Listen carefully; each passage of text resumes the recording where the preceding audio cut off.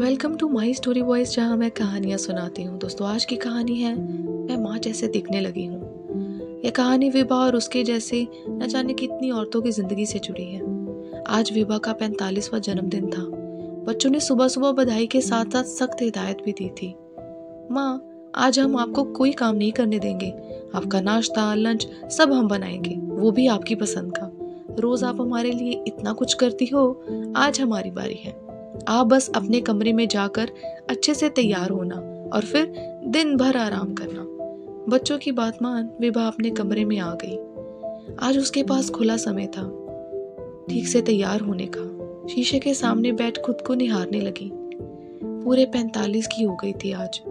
तो बढ़ती उम्र के साथ साथ चेहरे पर भी कई लकीरें उभर आई थी। साथ ही आगे के बालों में सफेदी भी साफ झलकने लगी थी। आंखों के सामने अपनी माँ का चेहरा झलकने लगा और यकायक कह उठी, देखो ना माँ, अब मैं भी बिल्कुल आप जैसे दिखने लगी हूँ। वही चेहरा, वही जिंदगी भर का तजुर्बा, वही एहसास। कुछ भी तो अलग नहीं है माँ तुझसे। कल तक तुम्हारी जिन आदतों से मुझे चिढ़ थी, अब ना जाने कब से वही आदतें मैं भी अपना चुकी हूँ। और अब मेरी बेटी मुझे टोकती है। तुम्हारे टेढ़े मेढ़े नाखून, फटी एड़ियाँ, बिखरे उलझे बाल सब अब मेरी निशानियां बन चुके हैं। ना जाने कितने पल शीशे के सामने खड़े होकर बिताने वाली लड़की अब ठीक से शीशे में खुद को निहारना कब का भूल चुकी है।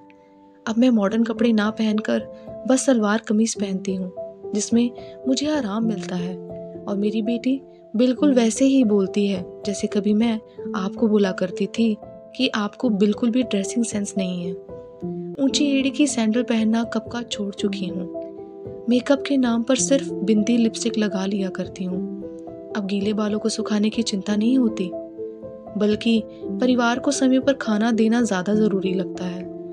पार्लर जाकर खुद को चमकाने की नहीं सोचती, पर दिन भर मेरे घर का हर कोना चमकता रहे, बस यही फिक्र करती हूँ। रोज बर्तन घिसते घिसते देखो, मेरे हाथ भी पूरे घिस चुके हैं। धुले हुए उजले कपड़ों को देखकर अपने आप पर इतरा लेती हूँ, पर आंखों के नीचे पड़े काले घेरे कभी ना देख पाई। परिवार की जरूरतों को पूरा करते करते अपनी जरूरतों को भूलना भी सीख गई हूँ।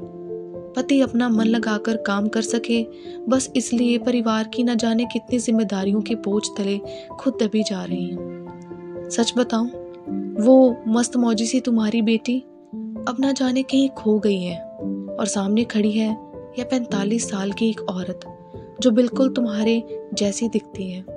बस अपने इन्हीं विचारों में खोई थी कि तभी बेटी ने आकर दरवाजे पर दस्तक दी। माँ, मुझे आपकी पसंद का खाना बनाना था, पर पता ही नहीं आपको खाने में क्या पसंद है। क्या बनाऊं आपके लिए? विभा एकटक बेटी का मुंह देखते हुए फिर से सोचने लगी, मेरी पसंद क्या है? इतने समय से पूरे परिवार की पसंद का बनाने के चक्कर में मुझे तो खुद ख्याल ही नहीं रहा आखिर मेरी पसंद है क्या। शाम को बेटी बोली, चलो माँ मार्केट चलते हैं, आपकी पसंद के कलर का सूट खरीदेंगे। विभा फिर से परेशान, आखिर मेरी पसंद का कलर कौन सा है? सच माँ, इतने सालों में माँ का फर्ज निभाते निभाते देखो ना, मैं अपने आप को कितना भूल गई हूँ। ऐसा वाकया केवल एक विभा के साथ ही नहीं, न जाने कितनी औरतों के साथ होता है। आखिर क्यों औरत पारिवारिक जिम्मेदारियां निभाते हुए भूल जाती है कि उनकी खुद अपने प्रति भी कुछ जिम्मेदारियां हैं? क्यों वे अपनी सारी इच्छाओं का गला घोटकर खुद को पूरी तरह परिवार के प्रति समर्पित कर देती हैं? आखिर क्यों औरत भी तो ईश्वर की सर्वोच्च रचना इंसान ही है। उनके लिए भी कुछ सपने हैं, कुछ इच्छाएं हैं, उन्हें समय रहते पूरा करना बहुत जरूरी है। मन से खुश रहेंगे तभी तो अपने आसपास भी खुशियां फैलाएंगे। दोस्तों, ये थी कहानी माँ मैं बिल्कुल तुम्हारी जैसे दिखने लगी हूँ। पर इस कहानी में आपने विचार करा है कि इन औरतों की जरूरतों का ध्यान रखेगा कौन? हमारे घर पे भी हमारी माँ है, हम खुद एक बेटी हैं, हमारे घर पर भी परिवार है। क्या हमने कभी गौर करा अपनी माँ की जरूरतों को? शायद समय आने पर ही पता चलता है कि हमारी माँ की भी कुछ इच्छाएं होंगी, कुछ सपने होंगे, जिसने अपने परिवार के लिए वो सब कुछ भूल दिया, छोड़ दिया। पर जरूरी नहीं कि आने वाली पीढ़ी भी यही फेस करे। तो इस चीज का ध्यान हम घर के बच्चों और उनके पतियों को देना होगा और अपनी माँ की कुछ इच्छाओं को के लिए उनको समय देना होगा। दोस्तों ये थी कहानी मैं बिल्कुल आपकी जैसे दिखने लगी हूँ। आई होप आपको ये कहानी अच्छी लगी हो।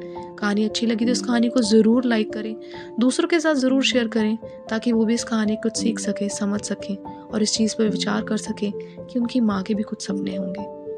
तो चलिए मिलते हैं फिर अगली बार नई कहानी के साथ। उससे पहले अगर मेरे चैनल को सब्सक्राइब नहीं किया तो कर लीजिए, जिसका नाम है माई स्टोरी वॉइस, जहाँ मैं कहानियाँ सुनाती हूँ। बेल आइकन को ज़रूर प्रेस करिएगा ताकि आने वाली कहानियों की नोटिफिकेशन मिलती रहे। अगर आप भी एक औरत हैं तो कमेंट में ज़रूर लिख के बताइएगा कि आप भी वह महसूस करती हैं कि आज आप बिल्कुल अपनी माँ जैसे बन गई हैं, और अगर हैं तो कमेंट में ज़रूर बताइएगा।